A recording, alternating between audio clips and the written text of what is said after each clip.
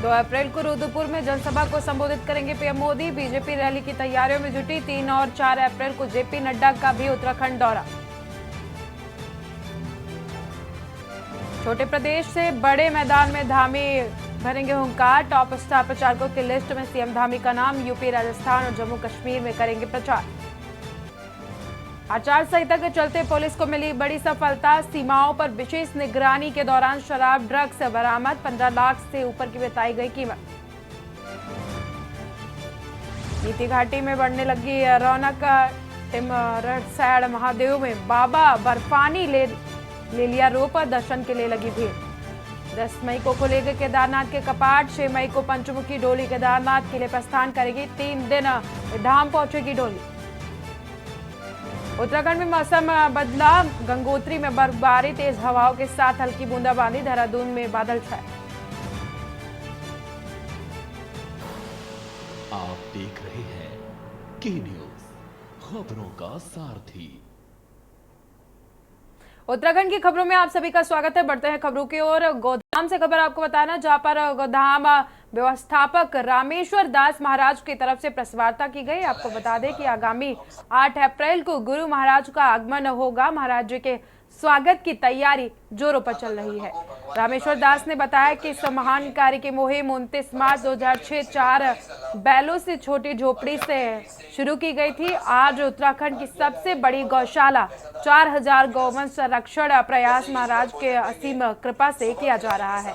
इस अवसर पर रामेश्वर दास जी ने बताया कि इस अमृत राम कथा महोत्सव का आयोजन 9 अप्रैल से लेकर 17 अप्रैल तक शाम 3:30 बजे तक किया जाएगा और साथ ही रोज भंडारे की व्यवस्था भी की जाएगी। उन्होंने अपील की है कि अधिक से अधिक संख्या में क्षेत्रवासी इस भक्त भजन श्री राम कथा सुनने के लिए गौधाम हल्दूचौड़ पहुंचने का कष्ट करें। राम कथा 9 अप्रैल से 17 अप्रैल तक होनी है और प्रथम नवरात्रि से होगी रामनवमी तक। और गुरु महाराज कथा करें शुद्ध भक्त हैं हमारे गुरुदेव चिलन चंदपाद गोस्वामी नवजी स्वामी महाराज। 4 साल बाद आज आ रहे हैं। पहले भी कथा करते थे हमेशा, जिसमें अभी उनकी कृपा से विशेष उत्साह से लगे बढ़े हैं, क्योंकि शुद्ध भक्त हैं कि जो कहते होता है। उनने कहा था कि यहाँ से एकदम पूरे भारत में शुद्ध भक्ति का प्रचार होगा, गौ माता की सेवा होगी। आज उनकी कृपा से 4000 गौ माता हैं। तो अखंड भागवत चल रहा है, हरिनाम चल रहा है, भक्त जुड़े हैं पूरे इधर उत्तराखंड में। सब संतों के आशीर्वाद से हो रहा है। वही महापुरुष जो नैष्ठिक ब्रह्मचारी हैं, सन्यासी हैं और परम महाभागवत हैं, वही उनके मुख से कथा सुनी जाएगी तो सबका कल्याण होगा। लोकसभा चुनाव के चलते आचार संहिता के अनुपालन में निर्वाचन विभाग के दिशा निर्देशों के अनुसार फ्लाइंग स्क्वाड, एसएसटी और एक्साइज बैरियर टीमों की तरफ से जिले की सीमाओं पर विशेष निगरानी की जा रही है।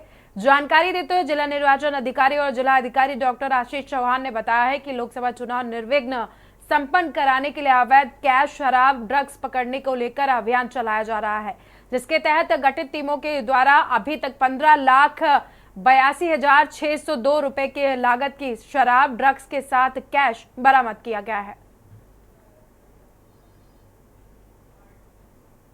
फ्लाइंग स्क्वाड्स हैं, एसएसटी है, बैरियर्स हैं और एक्साइज की जो टीम है वो कंटिन्यूसली एनफोर्समेंट भी करी और आचार संहिता के प्रभावी अनुपालन को सुनिश्चित किया जा रहा है। इसी क्रम में हमारा जो कल श्रीनगर में जो कैश या लिकर की का जो सीजर हुआ है उसमें 69,000 के आसपास का लिकर सीज किया गया और 3,66,000 के आसपास का हमारा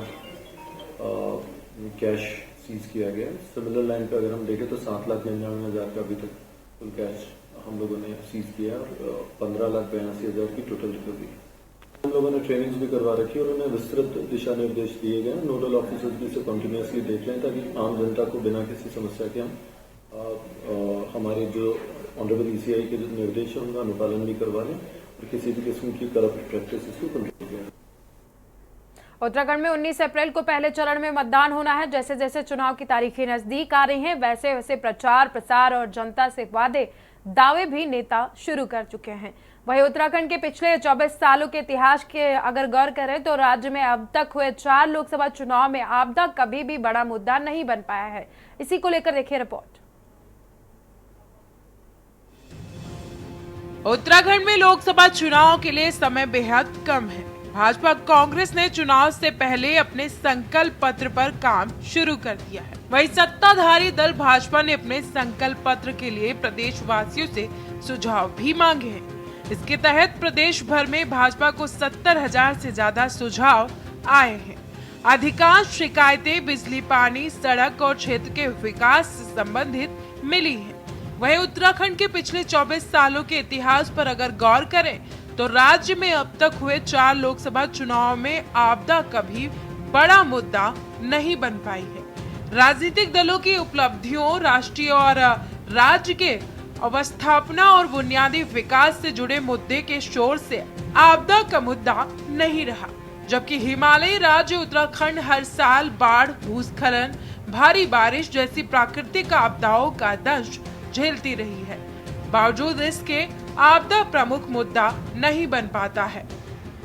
लगभग ये 70,000 से ज्यादा है और 70,000 से भी अधिक लोगों ने सुझाव दिए हैं, जिनमें 60% स्टेट के लिए है। आपदा निश्चित रूप से बड़ा मुद्दा है और प्रमुख मुद्दा है, वो रहेगा। प्रतिवर्ष आपदा से करोड़ों की संपत्ति का नुकसान होता है और सरकार ने जो हमारे 350 गांव आपदा की जद में हैं, जिनका रिहेबिलिटेशन होना था, पुनर्वास होना था, उसमें कोई कार्रवाई नहीं की। न केंद्र सरकार ने की, न राज्य सरकार ने की। जोशीमठ दरक रहा है, बद्रीनाथ का प्रवेश द्वार है और आदि गुरु शंकराचार्य की गद्दी है वहाँ पर। निश्चित रूप से उत्तराखंड में यहाँ की भौगोलिक संरचना और यहाँ पर बहुत सारी नदियाँ हमारे उत्तराखंड क्षेत्र से होकर के निकलती हैं। यहाँ आपदा लगातार आती हैं, बरसात में भी जो है बहुत सारा नुकसान होता है और हमारी सरकार का ये प्रयास है कि ये आपदाएँ तो दैवीय आपदाएँ हैं, लेकिन इनके न्यूनीकरण के लिए हम लोग काम करें। तो इसके लिए किस तरह से आपदा से नुकसान कम से कम हो सके और जन हानि कम से कम हो सके, संपदा को भी कम से कम हानि हो सके, इसके लिए लगातार प्रयास किए जा रहे हैं।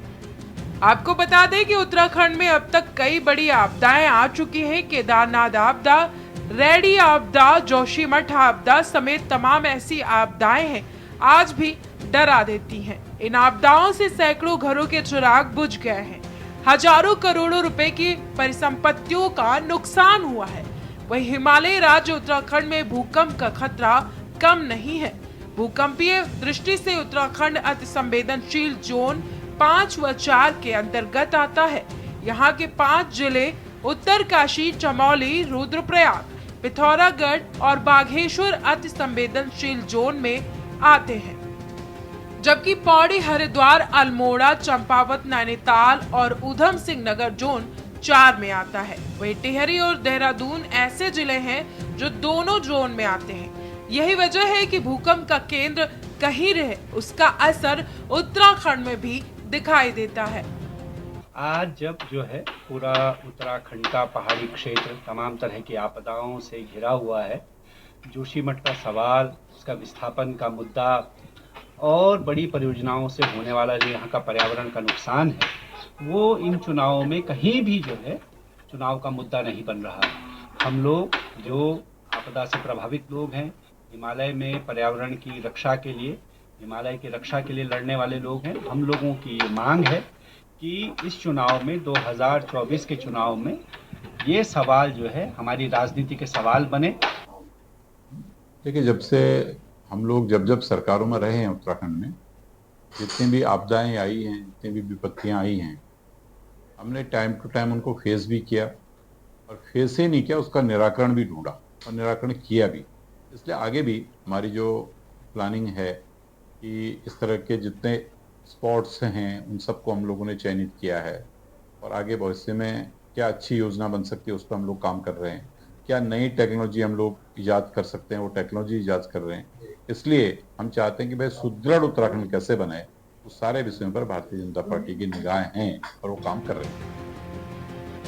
कुल मिलाकर मूलभूत सुविधाओं के साथ ही राज्य में आपदा को भी प्रमुखता मिलनी चाहिए।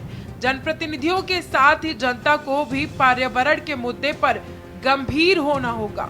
देखना यह होगा कि आखिर कब उत्तराखंड की राजनीति में आपदा को प्रमुखता मिलती है और आखिर कब हम पर्यावरण के मुद्दे पर गंभीर होंगे। के न्यूज इंडिया के लिए उत्तराखंड डेस्क रिपोर्ट।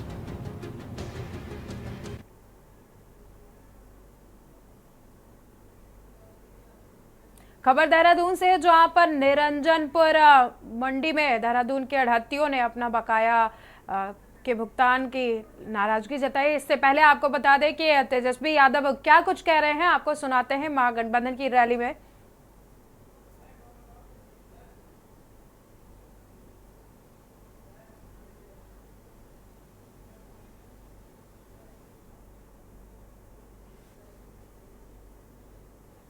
है नौजवानों से पूछना चाहते, बताओ कितने नौजवान यहाँ जो है मोदी जी ने नौकरी दिया, हाथ उठा के बताइए।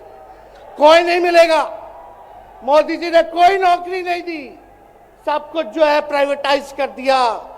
और हम लोगों ने बिहार में जब कांग्रेस लेफ्ट इंडिया अलायंस की सरकार थी, 17 महीने में 5 लाख नौकरी हम लोगों ने देने का काम किया। आज किसान तबाह है, युवा परेशान है, लेकिन किसानों से मोदी जी को मिलने का समय नहीं है। मोदी जी मिलते तो प्रियंका चोपड़ा से मिलेंगे, किसानों से नहीं मिलेंगे। अक्षय कुमार को इंटरव्यू देते थे पिछले चुनाव में, इस बार बिल गेट्स को बुला करके इंटरव्यू देने का काम कर रहे हैं। लेकिन किसानों की समस्या कैसे हल होगी ये नहीं बता रहे। किसानों से उन्होंने पिछले चुनाव में वादा किया था कि उनका आय दुगुना करेंगे। आज किसानों पर मोदी जी ने तलवार चलाने का काम किया है, जो हमारे अन्नदाता हैं।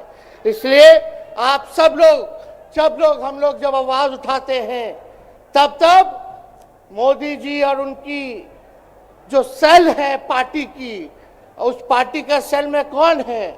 ईडी है, सीबीआई है, इनकम टैक्स है।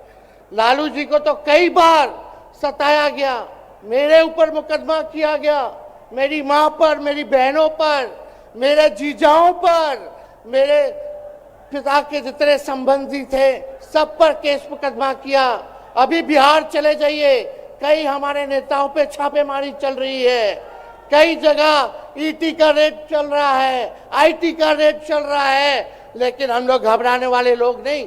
आज देश में जिस हिसाब से हेमंत सोरेन जी को और अरविंद केजरीवाल को गिरफ्तार करने का काम इन बीजेपी के लोगों ने किया है, तो उनको हम बता दें कि इनके गीदड़ भपकी से हम लोग डरने वाले नहीं हैं। हम लोग संघर्ष करने वाले लोग हैं। और पिंजरे में तो शेर ही को कैद किया जाता है, सब लोग शेर हैं। आप लोगों ने ताकत दिया है, आपकी लड़ाई हम लोग लड़ रहे हैं।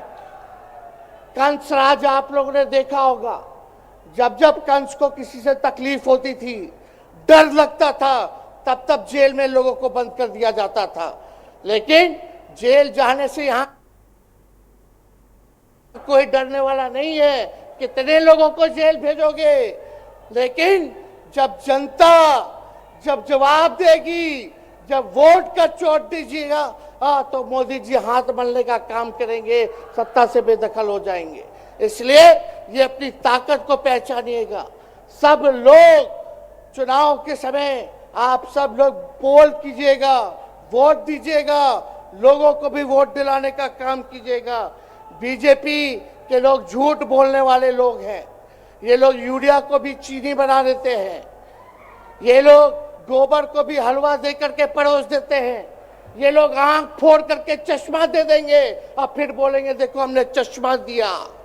ये झूठी पार्टी है, इसलिए इन पे विश्वास मत कीजिएगा। मोदी जी कहते हैं कि उनका गारंटी मजबूत गारंटी है, गारंटी की बात करते हैं। हम बोलते हैं मोदी जी की गारंटी वैसी ही गारंटी है जैसे चाइनीज माल होता है, 2-4 बार इस्तेमाल करोगे और वो गारंटी जो है खत्म हो जाता है, टूट जाता है, खराब हो जाता है। तो जब तक चुनाव है तब तक ही मोदी जी की गारंटी है, बाकी कुछ नहीं। 2 करोड़ रोजगार का क्या हुआ, 15-15 लाख रुपए का क्या हुआ, ये जवाब नहीं देने वाले। लेकिन हमेशा जो है प्रोपेगेंडा चलाने का काम करते हैं और लोगों को भटकाने का काम करते हैं। इसलिए आप सब लोगों को सावधान रहना पड़ेगा। इनके झूठ पे आप लोग विश्वास मत कीजिएगा। और हम सब लोगों ने आज तस्वीर देखा। आज तस्वीर क्या देखा कि आज महामहिम राष्ट्रपति जी आडवाणी जी को भारत रत्न देकर के सम्मानित कर रही थी। मोदी जी आडवाणी जी के बगल में बैठे हुए हैं, राष्ट्रपति खड़ा होकर के सम्मानित कर रहे हैं, लेकिन मोदी जी खड़ा भी नहीं हुए राष्ट्रपति के सम्मान में, खड़ा भी नहीं हुए। इससे पहले भी हम लोगों ने तस्वीर देखी कि राष्ट्रपति पीछे पीछे चल रही हैं, मोदी जी आगे आगे चल रहे हैं। ये हम आप सब लोगों को बताना चाहते हैं कि इनका संविधान पे कोई विश्वास नहीं है। ये लोग नागपुरिया कानून को लागू करना चाहते हैं, आरएसएस के एजेंडे को लागू करना चाहते हैं। इसलिए ज्यादा कुछ ना कहते हुए एक आंकड़ा हम जरूर बताना चाहेंगे। देश में इंटरनेशनल लेबर ऑर्गेनाइजेशन ने सर्वे किया है, उसमें आंकड़े हैं कि आज देश में बेरोजगारों में से 83% युवा है। पढ़े लिखे युवाओं में बेरोजगारी लगभग 65% है। ग्रामीण क्षेत्रों में सिर्फ 17.5% युवाओं के पास ही काम है। यानी भारत की आत्मा गांव में 82% युवा आज बेरोजगार हैं और मोदी जी इसके बारे में कोई काम नहीं किया। आप एक बार विश्वास कीजिएगा, अगर इंडिया सरकार की अलायंस की सरकार बनती है तो नौजवानों को हम लोग नौकरी देने का काम करेंगे, बेरोजगारी को दूर करेंगे। और जाते जाते बहुत सारे नेताओं को बोलना है, लेकिन एक अंत हम करेंगे एक गाने के साथ। और आप लोगों ने गोविंदा का फिल्म का एक गाना सुना होगा कि तुम तो धोखेबाज हो, वादा करके भूल जाते हो।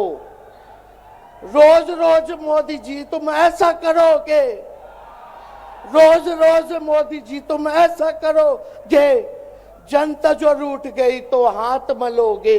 अरे तुम तो धोखेबाज हो, वादा करके भाग जाते हो। तो आप सब लोगों को बहुत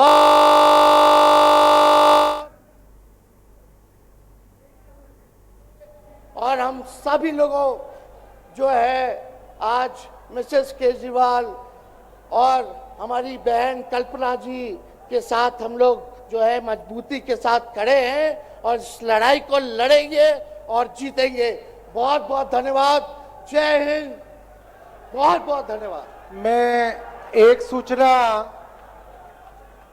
हमारे पुलिस के जो साथी हैं यहाँ पे,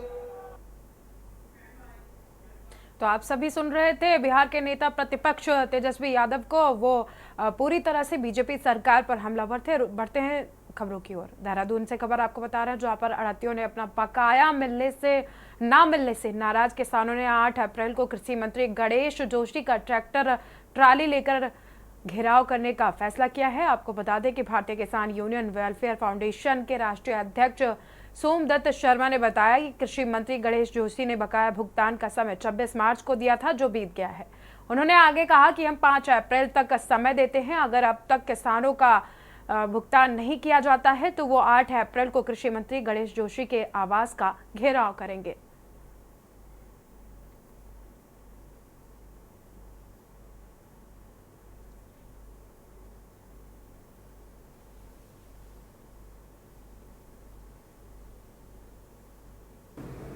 आज एक कार्यालय पर मीटिंग संपन्न हुई, जिसमें किसानों के बकाया भुगतान जो मंडी आढ़तियों पर है उसके विषय पर चर्चा की गई। हमारे कृषि मंत्री श्री गणेश जोशी जी ने हमें वादा किया था कि 26 मार्च तक किसानों का पेमेंट करवा दिया जाएगा। 26 मार्च निकल चुकी है। अब ना तो मंडी सचिव हमसे बात करने को राजी है, उसके पास मिलने का टाइम नहीं है, और ना ही हमारे मंत्री जी हमसे मिलने का टाइम है। कल भी हम मंत्री जी से मिलने गए, लेकिन घर में रहते हुए भी मुलाकात नहीं की। बाकी मंडी के आड़ती और सचिव मिल करके एक षड्यंत्र रचे हैं कि सचिव अपने ऑफिस में मीटिंग कराते हैं और वहाँ कहते हैं कि हमारी किसानों से बात हो गई है, हमें समय मिल गया है, हमने भुगतान कर दिया है। तरह तरह की फर्जी वीडियो चला रहे हैं। नगर पंचायत दिनेशपुर के वार्ड नंबर 3 के चंदनगढ़ में अज्ञात कारणों के चलते 27 साल के एक युवक का हत्या कर दी गई। आपको बता दें कि रंजीत विश्वास नाम के युवक ने फांसी लगाकर आत्महत्या की है, माफ कीजिएगा, आत्महत्या की है, अपने जीवन लीला को समाप्त कर लिया है। मौके पर पहुंची दिनेशपुर पुलिस ने फंदे से शव को उतारकर पंचनामा भरते हुए पोस्टमार्टम के लिए भेज दिया है। इस आत्महत्या से परिवार में कोहराम मच गया है और क्षेत्र में मातम का माहौल है। बताते कि चले कि स्थानीय पुलिस व जनप्रतिनिधियों की तरफ से बढ़ती आत्महत्या के चलते दिनेशपुर क्षेत्र में मुहिम चलाने के बाद कुछ समय तक आत्महत्या से अंकुश लगाया गया था, लेकिन अब एक बार फिर से सिलसिला चालू हो गया है।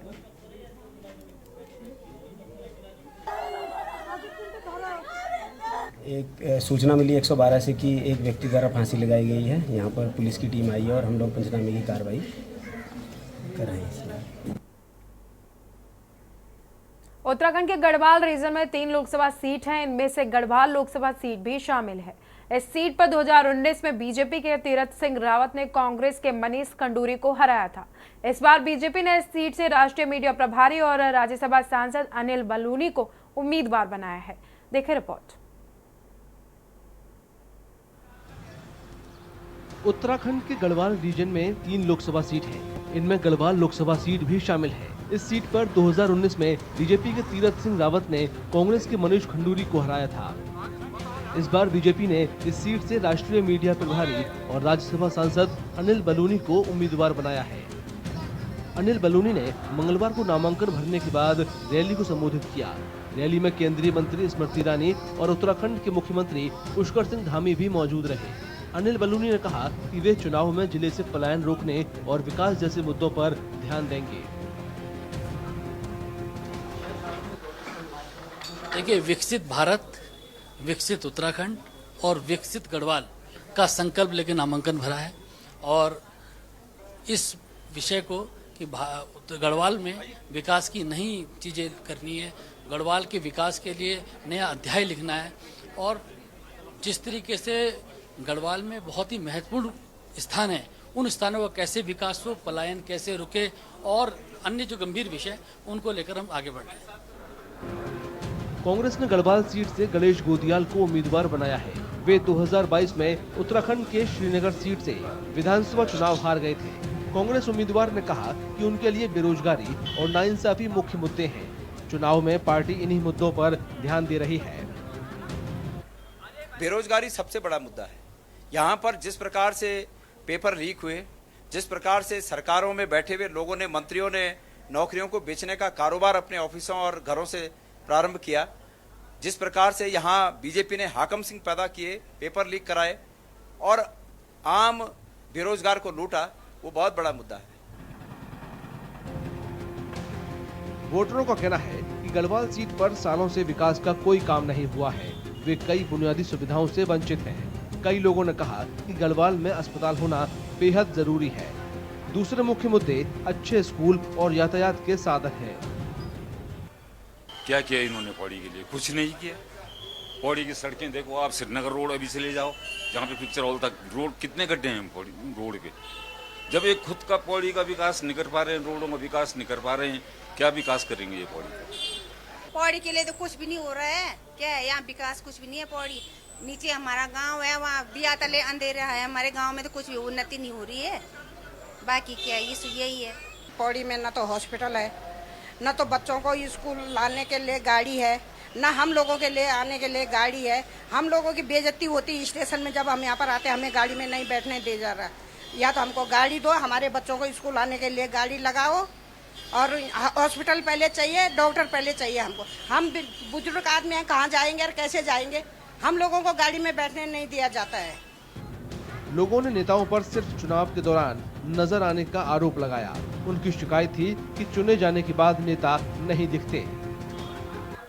वोट के लिए सब आ जाएंगे और सबसे बात क्या है, हमारे सिरकोटे रोड के हमारे कब से 2017 से हमारे वो जा रखे विधायक, हमारे गांव का मुख्यमंत्री, हमारा उत्तराखंड का, सब हमारे उत्तराखंड के हमारे रोड के हालात कितने बूढ़ी बूढ़ी, हम 4 पहिए में लाते हैं नीचे उनको। और हालात देखो यहाँ पहले क्या हो रहा है, जब तक सरकार नहीं बदलेगी तब तक कोई उत्तराखंड नहीं बदलेगा। लोकसभा चुनाव 19 अप्रैल से 1 जून तक 7 चरणों में होंगे। उत्तराखंड की सभी 5 सीटों पर पहले चरण में 19 अप्रैल को वोटिंग होगी।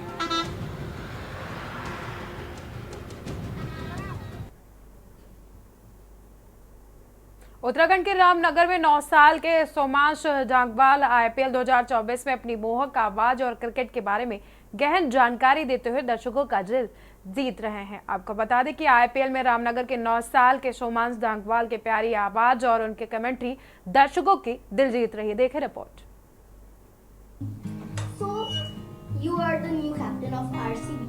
उत्तराखंड के रामनगर के 9 साल के सोमांश डंगवाल IPL 2024 में अपनी मोहक आवाज और क्रिकेट के बारे में गहन जानकारी से दर्शकों का दिल जीत रहे हैं।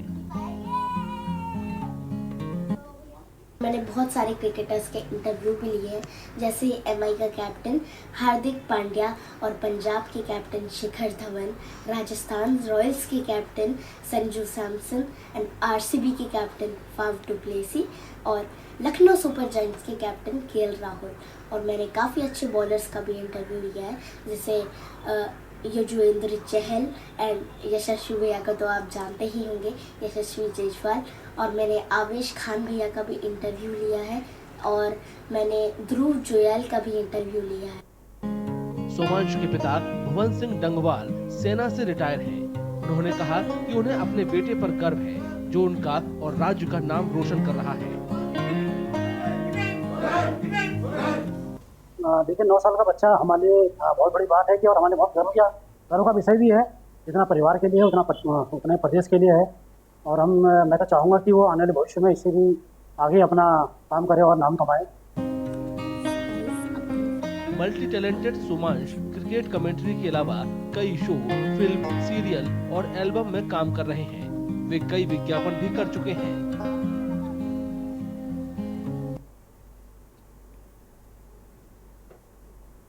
फिलहाल इस बुलेटिन में इतना ही। देखते रहे के न्यूज इंडिया।